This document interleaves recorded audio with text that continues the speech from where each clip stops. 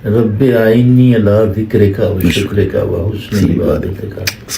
यकीन जानो ये बचपन दी अम्मी ने सिखाई सी। जिस दिन मैं पूरी हदीस सुनी ना रमदान च, उस तो बाद मैं इनू तशहद च भी पढ़ना, हर दुआ तेन मैं पढ़ना।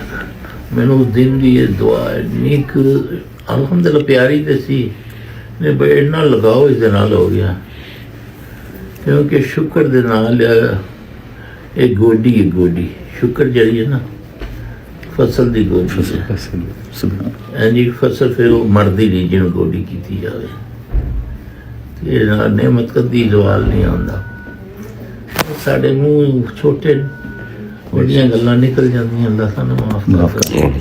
हुण ते मैं अल्लाह नूं कहना, अल्लाह मैं हुण नहीं कदी कहांगा कि मैं थक गया, अल्लाह बस मैनू बस आराम करना, मैं नहीं कहांगा अल्लाह जिन्नी मैनू तू हिम्मत देगा मैं खिदमत करांगा तेरी मखलूक। बेशक बेशक। पहले भी माशा